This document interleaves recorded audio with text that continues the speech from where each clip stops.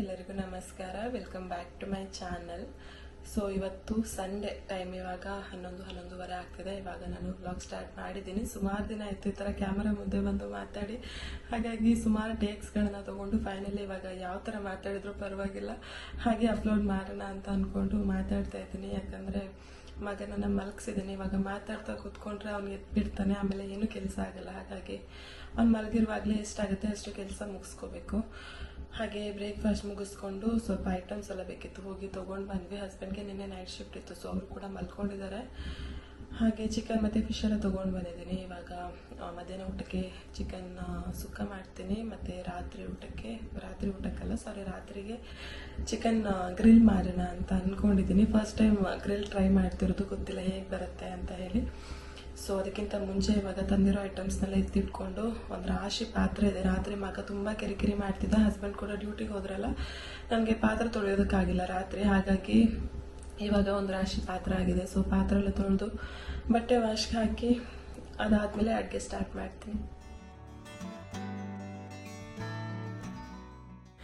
So ಸ್ವಲ್ಪ grocery ಎಲ್ಲ ತೊಗೊಂಡು ಬಂದ್ವಿ, ಜೊತೆಗೆ 1 ವೀಕಿಗೆ ಆಗೋಷ್ಟು ಫ್ರೂಟ್ಸ್ ಮತ್ತು ವೆಜಿಟೇಬಲ್ಸ್ ಎಲ್ಲ ತೊಗೊಂಡು ಬಂದ್ವಿ. ಜೊತೆಗೆ ಹಸ್ಬೆಂಡ್ ಸುಮಾರು ದಿನದಿಂದ ಡ್ರೈ ಫ್ರೂಟ್ಸ್ ಲಡ್ಡು ಬೇಕು ಅಂತ ಕೇಳ್ತಾಯಿದ್ರು. ಹಾಗಾಗಿ ಕ್ಯಾಶ್ಯೂ ಮತ್ತು ಆಲ್ಮಂಡ್, ವಾಲ್ನಟ್, ಹಾಗೆ ಸ್ವಲ್ಪ ಸೀಡ್ಸ್ ಕೂಡ ಹಾಕಿದರೆ ಚೆನ್ನಾಗಿರುತ್ತೆ ಅಂತ ಹೇಳಿ ಫ್ಲ್ಯಾಕ್ಸ್ ಸೀಡ್ಸ್ ಹಾಗೆ ಸನ್ಫ್ಲವರ್ ಸೀಡ್ಸ್ ಎಲ್ಲ ತೊಗೊಂಡು ಬಂದೆ. ಡ್ರೈ ಫ್ರೂಟ್ಸ್ ಲಡ್ಡು ಹೇಗೆ ಮಾಡ್ತೀನಿ ಅಂಥೇಳಿ ನೆಕ್ಸ್ಟ್ ವ್ಲಾಗ್ನಲ್ಲಿ ಶೇರ್ ಮಾಡ್ತೀನಿ. ಅದನ್ನು ಬಿಟ್ಟರೆ ಸ್ವಲ್ಪ ಗ್ರಾಸರಿ ಎಲ್ಲ ಖಾಲಿಯಾಗಿತ್ತು, ಸಾಸಿವೆ, ಜೀರಿಗೆ ಇಂಥದ್ದೆಲ್ಲ ತೊಗೊಂಡೆ. ಹಾಗೆ ಮಗುಗೆ ಏನಾದರೂ ತಿಂಡಿ ಮಾಡಿಕೊಡೋದಕ್ಕಾಗುತ್ತೆ ಅಂಥೇಳಿ ಕೆಂಪು ಅವಲಕ್ಕಿ ತೊಗೊಂಡು ಬಂದೆ. ಇವಾಗ ಇದನ್ನೆಲ್ಲ ಕಂಟೈನರ್ಗೆ ಹಾಕಿ ಇಟ್ಕೊಂಡು ಬಿಡ್ತೀನಿ.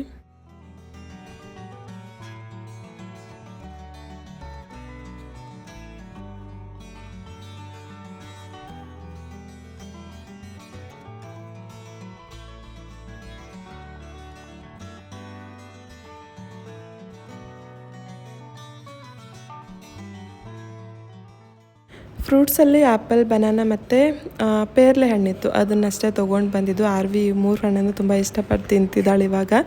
ಅದನ್ನು ಬಿಟ್ಟರೆ ವೆಜಿಟೇಬಲ್ಸಲ್ಲಿ ಕುಂಬಳಕಾಯಿ ಇತ್ತು. ಸೊ ಕುಂಬಳಕಾಯಿನ ಹಾಗೆ ಇಡಿಯಾಗಿ ಮನೆ ಒಳಗಡೆ ತೊಗೊಂಡು ಬರಬಾರ್ದು ಅಂತ ಹೇಳ್ತಾರೆ.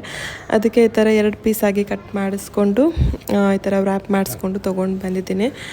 ಅದನ್ನು ಬಿಟ್ಟರೆ ಆನಿಯನ್, ಟೊಮೆಟೊ, ಬೀನ್ಸ್, ಹೀಗೆ 1 ವಾರಕ್ಕಾಗೋಷ್ಟು ವೆಜಿಟೇಬಲ್ಸ್ ಎಲ್ಲ ತೊಗೊಂಡು ಬಂದ್ವಿ. ಇವಾಗ ವೆಜಿಟೇಬಲ್ಸ್ ಎಲ್ಲ ಫ್ರಿಜ್ಜಲ್ಲಿ ಎತ್ತಿಡ್ತೀನಿ, ಫ್ರೂಟ್ಸ್ ಮಾತ್ರ ನಾನು ಹೊರಗಡೆನೇ ಇಡ್ತೀನಿ, ಬೇಗನೆ ಖಾಲಿ ಆಗುತ್ತೆ ಅದು. ಹಾಗಾಗಿ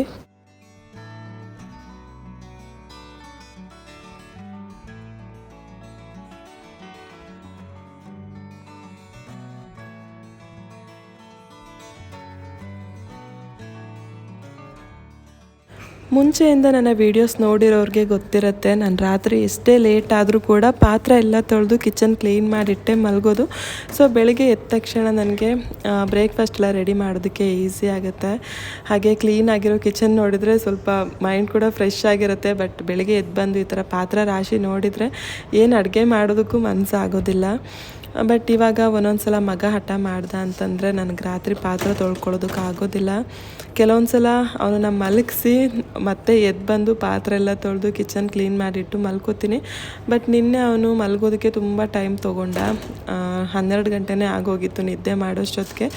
ಅದಕ್ಕೆ ಮತ್ತೆ ಇನ್ನೂ ಎದ್ದೋಗಿ ನಾನು ಪಾತ್ರೆ ತೊಳೆದು ಆ ಸೌಂಡ್ಗೆ ಮತ್ತೆ ಅವನು ಎದ್ದರೆ ಕಷ್ಟ ಅಂತೇಳಿ ತೊಳೆದಿರಲಿಲ್ಲ. ಸೊ ಹಾಗಾಗಿ ಇಷ್ಟು ಪಾತ್ರೆ ರಾಶಿ ಆಗಿದೆ. ಅದಾದಮೇಲೆ ಬಟ್ಟೆ ಕೂಡ ವಾಶ್ಗೆ ಹಾಕೋದಿತ್ತು, ಸೊ ಅದನ್ನು ಕೂಡ ವಾಶ್ಗೆ ಹಾಕಿಬಿಟ್ಟೆ.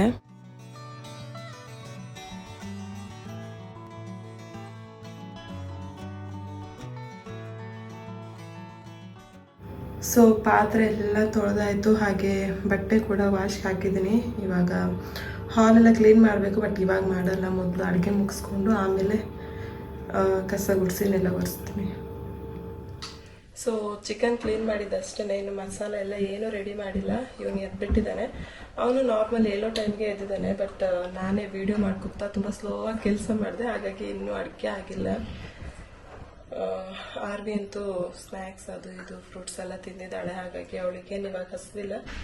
ಫಸ್ಟ್ ಇವಾಗ ಇವನಿಗೆ ಊಟ ಮಾಡಿಸ್ಕೊಂಡು ಆಮೇಲೆ ನಮಗೆ ಅಡುಗೆ ಮಾಡ್ತೀನಿ.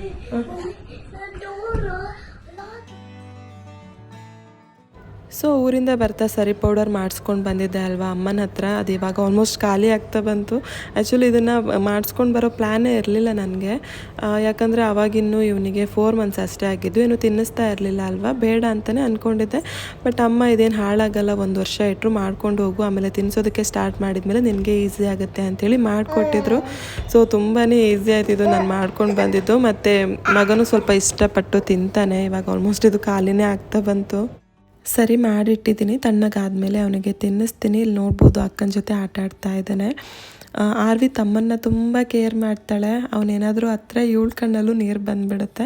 ಅದರಲ್ಲೂ ಇವಾಗ ಅವನು ಹಿಡ್ಕೊಂಡು ನಿಂತ್ಕೊಳ್ಳೋದಕ್ಕೆ ಸ್ಟಾರ್ಟ್ ಮಾಡಿದ್ದಾನೆ. ಈ ಟೈಮಲ್ಲಿ ಮಕ್ಕಳು ಬೀಳೋದೆಲ್ಲ ಕಾಮನ್. ಸೊ ಅವನೇನಾದರೂ ಬಿದ್ದು ಪೆಟ್ಟು ಮಾಡಿಕೊಂಡ್ರೆ ಅವನಕ್ಕಿಂತ ಮುಂಚೆ ಇವಳು ಅಳೋದಕ್ಕೆ ಸ್ಟಾರ್ಟ್ ಮಾಡ್ತಾಳೆ. ಸೊ ತುಂಬ ಕೇರ್ ಮಾಡ್ತಾಳೆ. ಹಾಗೆ ಅವನಿಗೂ ಅಷ್ಟೇ ಅಕ್ಕ ಅಂದರೆ ತುಂಬ ಇಷ್ಟ. ಈ ಥರ ಕೆಳಗಡೆ ಬಂದು ಕೂತ್ಕೊಂಡ್ರೆ ಸಾಕು, ಹೋಗಿ ಮೈ ಮೇಲೆ ಮಲ್ಕೋತಾನೆ. ಬಟ್ ಅವನು ಕೂದಲು ಹಿಡಿದು ಎಳಿತಾನೆ. ಅವಳು ಕೂದಲು ಸಿಕ್ಕಿದ್ರೆ ಸಾಕು, ಬಿಡೋದೇ ಇಲ್ಲ, ತಪ್ಸೋದಕ್ಕೆ ಆಗಲ್ಲ, ಅಷ್ಟು ಟೈಟಾಗಿ ಹಿಡ್ಕೊಂಡು ಬಿಡ್ತಾನೆ. ಹಾಗಾಗಿ ಅವಳು ಸ್ವಲ್ಪ ಭಯ ಪಡ್ತಾಳೆ ಅವನ ಹತ್ರ ಬರೋದಕ್ಕೆ. ಬಟ್ ಅವನೇನಾದರೂ ಹಿಡ್ಕೊಂಡು ನಿಂತು ಆ ಟೈಮಲ್ಲಿ ನಾವೇನಾದರೂ ಅಲ್ಲಿಲ್ಲ ಅಂದರೆ, ನಾವು ಹೇಳಿಲ್ಲ ಅಂದರೆ ಅವಳೇ ಹೋಗಿ ಅವನ ಹತ್ರ ಅಂದರೆ ಕುತ್ಕೊಂಡು ಬಿಡ್ತಾಳೆ, ಎಲ್ಲಾದರೂ ಬಿದ್ದು ಬಿಡ್ತಾನೆ ಅಂತೇಳಿ. ಸೊ ತುಂಬ ಕೇರ್ ಮಾಡ್ತಾಳೆ.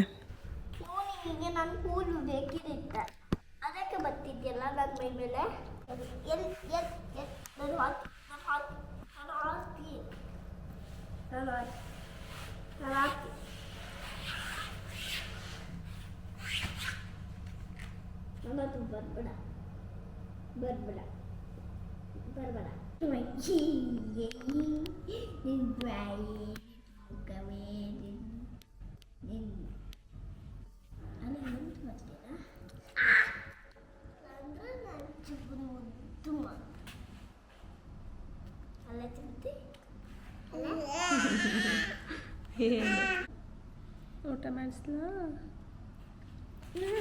ಅಮ್ಮ ಮಾಡ್ತೀರಿ?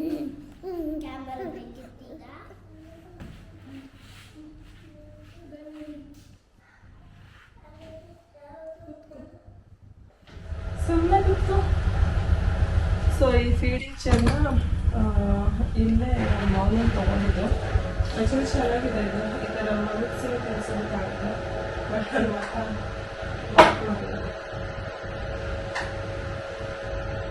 ಸೊ ಈ ಥರ ಮಾಡ್ಬೋದು.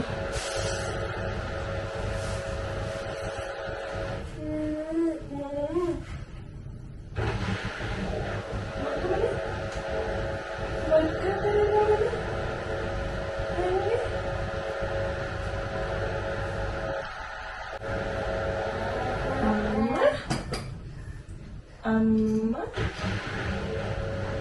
ಅಮ್ಮ ಅಮ್ಮ ಅಮ್ಮ. ಅವರಿಗೆ ಹಸುವಾಗಿದ್ರೆ ಬೇಗ ಬೇಗ ತಿಂದ್ಬಿಡ್ತಾರೆ.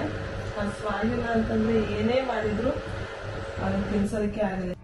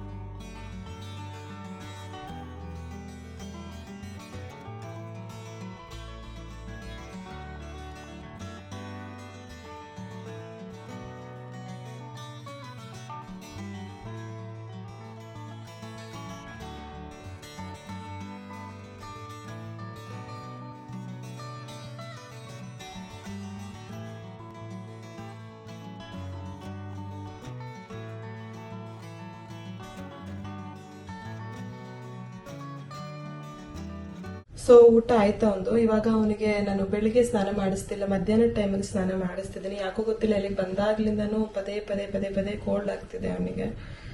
ಅದಕ್ಕೆ ಮಧ್ಯಾಹ್ನ ಟೈಮಲ್ಲಿ ಸ್ನಾನ ಮಾಡಿಸ್ತಿದ್ದೀನಿ.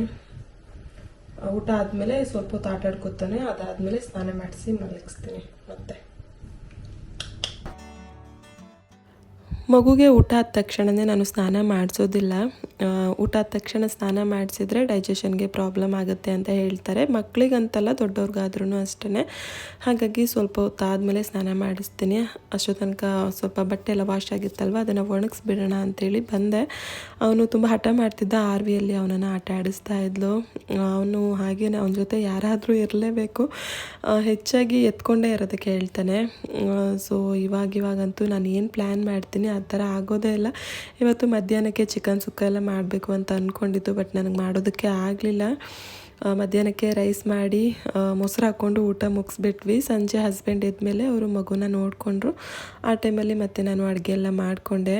ಸೊ ಇವಾಗ ಅವನಲ್ಲಿ ಹಠ ಮಾಡ್ತಾಯಿದ್ದೆ. ಸೊ ಅವನನ್ನು ಮಾತಾಡಿಸ್ಕೊಂಡೆ ನಾನಲ್ಲಿ ಬಟ್ಟೆ ಒಣಗಿಸ್ತಾ ಇದ್ದೆ.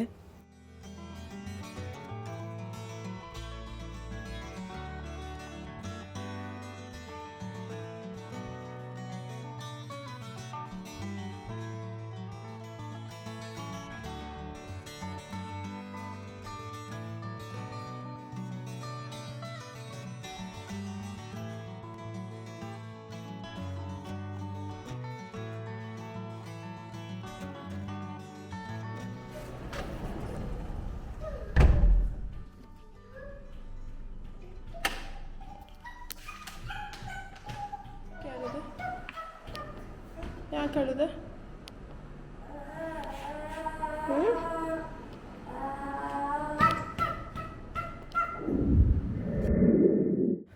ಟೈಮ್ ಇವಾಗ ಸಂಜೆ 5 ಗಂಟೆ.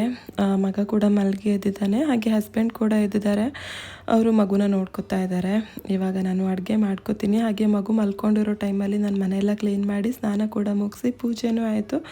ಹಾಗೆ ಇವಾಗ ಚಿಕನ್ ಸುಕ್ಕ ಮಾಡೋದಕ್ಕೆ ಮಸಾಲ ಎಲ್ಲ ಫ್ರೈ ಮಾಡ್ಕೊತಾ ಇದ್ದೀನಿ. ಕೊರಿಯಂಡರ್ ಲೀವ್ಸ್ ಮತ್ತು ಜೀರಿಗೆ, ಹಾಗೆ ಸಾಸಿವೆ ಮೆಂತ್ಯನೂ ಹಾಕಬೇಕಂತೇನಿಲ್ಲ, ನಾನು ಮಾತ್ರ ಸ್ವಲ್ಪ ಹಾಕ್ತೀನಿ. ಅದಾದಮೇಲೆ ಹೋಲ್ ಸ್ಪೈಸಸ್ ಇಷ್ಟನ್ನು ನಾನು ಕೋಕೋನಟ್ ಆಯಿಲಲ್ಲಿ ಫ್ರೈ ಮಾಡಿ ಪೌಡರ್ ಮಾಡ್ಕೊತೀನಿ. ಅದಾದಮೇಲೆ ರೆಡ್ ಚಿಲ್ಲಿ ಕೂಡ ಫ್ರೈ ಮಾಡಿ ಅದನ್ನು ಕೂಡ ಪೌಡರ್ ಮಾಡ್ಕೊತೀನಿ. ರೆಡ್ ಚಿಲ್ಲಿನ ಈ ಮಸಾಲೆ ಜೊತೆನೇ ಹಾಕಿ ಪೌಡರ್ ಮಾಡ್ಕೋಬೋದು, ಬಟ್ ನಾನು ಎರಡನ್ನೂ ಸಪ್ರೇಟಾಗಿಯೇ ಪೌಡರ್ ಮಾಡ್ಕೊತೀನಿ. ಆವಾಗ ಖಾರ ಎಷ್ಟು ಬೇಕು ಅಂತ ನೋಡಿ ಅಷ್ಟು ಹಾಕ್ಕೊಳ್ಳೋದಕ್ಕಾಗುತ್ತೆ ಅಂತ ಹೇಳಿ. ಸೊ ರೆಡ್ ಚಿಲ್ಲಿ ಸ್ವಲ್ಪ ಜಾಸ್ತಿನೇ ನಾನು ಇಲ್ಲಿ ಫ್ರೈ ಮಾಡ್ಕೊತಾ ಇದ್ದೀನಿ. ಇಷ್ಟನ್ನು ನಾನು ಇವಾಗ ಹಾಕಲ್ಲ, ಖಾರ ನೋಡಿ ಎಷ್ಟು ಬೇಕು ಅಷ್ಟು ಹಾಕ್ತೀನಿ.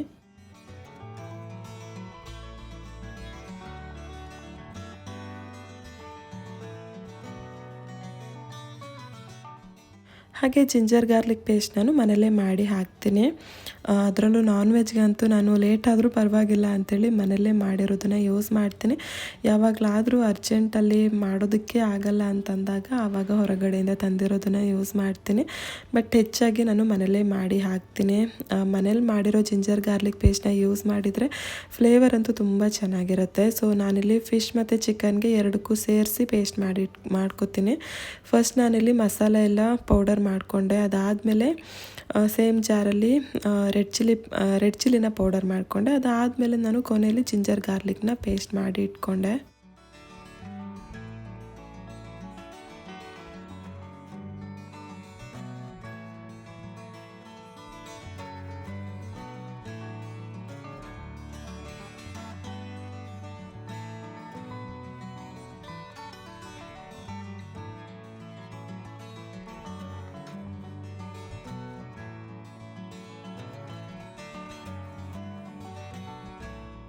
ಜಿಂಜರ್ ಗಾರ್ಲಿಕ್ ಪೇಸ್ಟ್ ಮಾಡಿದ್ದಾದಮೇಲೆ ಅದರಲ್ಲಿ ಚಿಕನ್ಗೆ ಎಷ್ಟು ಬೇಕೋ ಅಷ್ಟನ್ನು ತೆಗೆದಿಟ್ಕೊಂಡು ಉಳಿದಿರೋದನ್ನು ನಾನು ಮಿಕ್ಸಿ ಜಾರಲ್ಲೇ ಇಟ್ಕೊಂಡಿದ್ದೀನಿ. ಅದಕ್ಕೆ ಇವಾಗ ಸ್ವಲ್ಪ ಫಿಶ್ ಫ್ರೈ ಮಸಾಲ, ಹಾಗೆ ಲೆಮನ್ ಜ್ಯೂಸ್, ಹಾಗೆ ಸಾಲ್ಟ್ ಇಷ್ಟನ್ನು ಹಾಕಿ ಗ್ರೈಂಡ್ ಮಾಡ್ತೀನಿ. ಸೊ ಇದನ್ನು ಅಮ್ಮ ಮಾಡಿಕೊಟ್ಟಿದ್ದು fish fry masala. Fish fry ಮತ್ತು ಫಿಶ್ ಕರಿ ಎಲ್ಲದಕ್ಕೂ ಯೂಸ್ ಮಾಡ್ಬೋದು. ಎಷ್ಟು ಈಸಿ ಆಗುತ್ತೆ ನನಗೆ ಅಡುಗೆ ಮಾಡೋದಕ್ಕಂದರೆ ಜಸ್ಟ್ ಈ ಪೌಡರ್ ಹಾಕೋದು, ಲೆಮನ್ ಹಾಕೋದು ಅಥವಾ ಹುಳಿ ಏನಾದರೂ ಹಾಕೋದು, ಉಪ್ಪು ಹಾಕೋದು, ಗ್ರೈಂಡ್ ಮಾಡೋದು, ಆಮೇಲೆ ಫಿಶ್ಗೆ ಮ್ಯಾರಿನೇಟ್ ಮಾಡೋದು. ತುಂಬಾ ಈಸಿ ಆಗುತ್ತೆ. ಇವತ್ತು ಫಿಶನ್ನು ನಾನು ಓವನಲ್ಲಿ ಗ್ರಿಲ್ ಮಾಡೋಣ ಅಂತ ಅಂದ್ಕೊಂಡು ಹಸ್ಬೆಂಡ್ ಹತ್ರ ತರುವಾಗಲೇ ಹೇಳಿದ್ದೆ ನಾನು, ಅಲ್ಲೇ ಕಟ್ ಮಾಡಿಸ್ಕೊಂಡು ಬನ್ನಿ ಅಂಥೇಳಿ. ಶಾಪಲ್ಲೇ ನಮಗೆ ಗ್ರಿಲ್ಲಿಗೆ ಅಂತ ಹೇಳಿದರೆ ಅವ್ರು ಕಟ್ ಮಾಡಿಕೊಡ್ತಾರೆ ಯಾವ ಥರ ಬೇಕು ಆ ಥರ. ಬಟ್ ಅವರು ಈ ಥರ ಮೇಲ್ಗಡೆ ಕಟ್ ಮಾಡಿರಲಿಲ್ಲ. ಸೊ ಅದನ್ನು ನಾನು ಮನೆಯಲ್ಲೇ ಮಾಡ್ಕೊತಾ ಇದ್ದೀನಿ. ನನಗೆ ಸ್ಟಾರ್ಟಿಂಗಲ್ಲಿ ನೆನಪಾಗಲಿಲ್ಲ, ಇವಾಗ ಅರ್ಧ ಮ್ಯಾರಿನೇಟ್ ಮಾಡಿದ ಮೇಲೆ ಮಾಡ್ಕೊತಾ ಇದ್ದೀನಿ. ಸೊ ಇದು ಸೀ ಬ್ರೀಮ್ ಅಂತ. ಈ ಫಿಶನ್ನು ನಾನು ಫಸ್ಟ್ ಟೈಮ್ ದುಬೈಗೆ ಬಂದಮೇಲೆ ತಿಂದಿದ್ದು. ಫ್ರೆಂಡ್ಸ್ ಎಲ್ಲ ಔಟಿಂಗ್ ಹೋಗಿದ್ವಿ ಒಂದ್ಸಲ. ಆ ಟೈಮಲ್ಲಿ ಅವರು ಗ್ರಿಲ್ ಮಾಡಿದರು. ಸೊ ತುಂಬ ಇಷ್ಟ ಆಗಿತ್ತು. ಇವತ್ತು ಮನೇಲೇ ಮಾಡೋಣ ಗ್ರಿಲ್ ಅಂತ ಹೇಳಿ ಹಸ್ಬೆಂಡ್ ಹತ್ರ ತೊಗೊಂಡು ಬನ್ನಿ ಅಂತ ಹೇಳಿದ್ದೆ, ಮಾಡಿದ್ದೆ, ತುಂಬ ಚೆನ್ನಾಗಿ ಬಂದಿತ್ತು. ಸೊ ಫಸ್ಟಲ್ಲಿ ಮ್ಯಾರಿನೇಟ್ ಮಾಡಿಟ್ಬಿಟ್ಟೆ. ಫಿಶ್ಗೆ ಮ್ಯಾರಿನೇಟ್ ಮಾಡಿದ್ದಾದಮೇಲೆ ನಾನು ಚಿಕನ್ ಸುಕ್ಕ ಮಾಡ್ಕೊತಾ ಇದ್ದೀನಿ. ಸೊ ಪಾತ್ರಕ್ಕೆ ಸ್ವಲ್ಪ ಕೋಕೋನಟ್ ಆಯಿಲ್ ಹಾಕಿ ಅದರಲ್ಲಿ ಹೋಲ್ ಸ್ಪೈಸಸ್ ಎಲ್ಲ ಹಾಕಿ ಅದಾದಮೇಲೆ ಆನಿಯನ್ ಮತ್ತು ಗ್ರೀನ್ ಚಿಲ್ಲಿ ಹಾಕಿ ಫ್ರೈ ಮಾಡಿಕೊಂಡು ಇದೆಲ್ಲ ಚೆನ್ನಾಗಿ ಫ್ರೈ ಆದಮೇಲೆ ಜಿಂಜರ್ ಗಾರ್ಲಿಕ್ ಪೇಸ್ಟ್ ಹಾಕಿ ಫ್ರೈ ಮಾಡ್ಕೊತೀನಿ. ಆಮೇಲೆ ಇದಕ್ಕೆ ಕಟ್ ಮಾಡಿ ಇಟ್ಕೊಂಡಿರೋ ಒಂದು ಟೊಮೆಟೊ ಕೂಡ ಹಾಕಿ ಫ್ರೈ ಮಾಡಿ ಆಮೇಲೆ ತೊಳೆದಿಟ್ಕೊಂಡಿರೋ ಚಿಕನ್ ಮತ್ತು ಟರ್ಮರಿಕ್ ಪೌಡರ್ ಹಾಗೆ ಸಾಲ್ಟ್ ಹಾಕಿ ಚಿಕನ್ ಒಂದು 50% ಕುಕ್ ಆಗೋ ತನಕ ಬೇಯಿಸ್ಕೊತೀನಿ.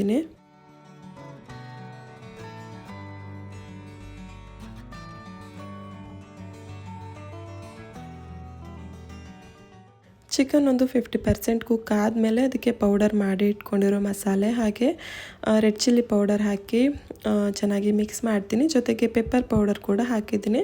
ನಾನು ಮಸಾಲೆ ಪೌಡರ್ ಮಾಡುವಾಗ ನಾನು ಪೆಪ್ಪರ್ ಜಾಸ್ತಿ ಯೂಸ್ ಮಾಡಲಿಲ್ಲ, ಯಾಕಂದರೆ ಅಮ್ಮ ನನಗೆ ಊರಿಂದ ಪೆಪ್ಪರ್ ಪೌಡರ್ ಮಾಡಿಕೊಟ್ಟಿದ್ರು. ಸೊ ಮನೇಲೇ ಮಾಡಿರೋ ಪೌಡರ್ ಇತ್ತಲ್ವ ಅಂಥೇಳಿ ಅದಕ್ಕೆ ಯೂಸ್ ಮಾಡಲಿಲ್ಲ. ಇವಾಗ ಹಾಕಿದ್ದೀನಿ. ಸೊ ಇದೆಲ್ಲದನ್ನು ಹಾಕಿ ಚೆನ್ನಾಗಿ ಮಿಕ್ಸ್ ಮಾಡಿ ಲಿಡ್ ಕ್ಲೋಸ್ ಮಾಡಿ ಮತ್ತೆ ಒಂದು 5 ಮಿನಿಟ್ಸ್ ಕುಕ್ ಮಾಡ್ತೀನಿ. ಸೊ 5 ಮಿನಿಟ್ಸ್ ಆದಮೇಲೆ ಇದಕ್ಕೆ ನಾನು ಕೋಕೋನಟ್ ಮಿಲ್ಕ್ ಹಾಕ್ತಾಯಿದ್ದೀನಿ. ಸೊ ಇದು ಆಪ್ಷನಲ್, ಬೇಡ ಅಂದರೆ ಸ್ಕಿಪ್ ಮಾಡ್ಬೋದು, ಬಟ್ ಸ್ವಲ್ಪ ಗ್ರೇವಿ ಥರ ಇರಲಿ ಅಂತ ಹೇಳಿ ನಾನು ಹಾಕಿದ್ದೀನಿ. ಸೊ ಕೋಕೋನಟ್ ಮಿಲ್ಕ್ ಹಾಕಿ ಮತ್ತೆ ಲಿಡ್ ಕ್ಲೋಸ್ ಮಾಡಿ ಮತ್ತೆ ಒಂದು 5 ನಿಮಿಷ ಇದನ್ನು ಬೇಯಿಸ್ಕೊತೀನಿ.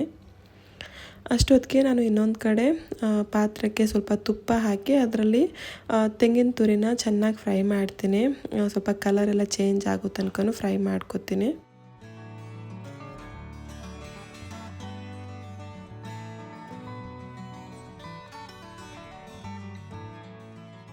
ಸೊ ಕೋಕೋನಟ್ ಎಲ್ಲ ಚೆನ್ನಾಗಿ ಫ್ರೈ ಮಾಡಿದ್ದೀನಿ.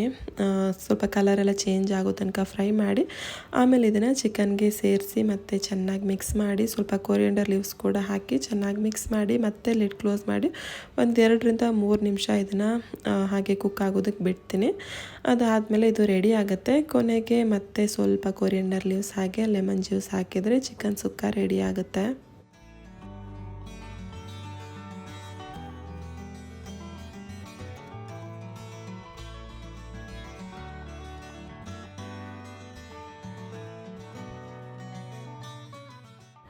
ಇವಾಗ ಇಲ್ಲಿ ಫಿಶನ್ನು ಗ್ರಿಲ್ ಮಾಡೋದಕ್ಕೆ ಇಡ್ತಾ ಇದ್ದೀನಿ. ಫಿಶ್ ಸ್ವಲ್ಪ ದೊಡ್ಡದೇ ಇತ್ತು, ಹಾಗಾಗಿ ಒಂದೇ ಗ್ರಿಲ್ಲಲ್ಲಿ 2 ಫಿಶ್ ಇಡೋದಕ್ಕಾಗಲಿಲ್ಲ. ಸೊ 2 ಗ್ರಿಲ್ ಯೂಸ್ ಮಾಡಿದೆ. ಗ್ರಿಲ್ ಮೇಲೆ ಫಿಶ್ ಇಟ್ಟು ಅದಕ್ಕೆ ಸ್ವಲ್ಪ ಕೋಕೋನಟ್ ಆಯಿಲ್ ಹಾಕಿ ಓವನಲ್ಲಿ ಇಡ್ತೀನಿ. ಹಾಗೆ ಗ್ರಿಲ್ಗೆ ಅಂಥೇಳಿ ಆಪ್ಷನ್ ಇದೆ, ಆ ಸೆಟ್ಟಿಂಗ್ನ ಇಟ್ಟರೆ ಆಯಿತು, ಅದ್ರ ಪಾಡಿಗೆ ಅದು ಗ್ರಿಲ್ ಆಗುತ್ತೆ. ಸೊ ಇವಾಗ ಓವನಲ್ಲಿ ಇಟ್ಟಿದ್ದೀನಿ.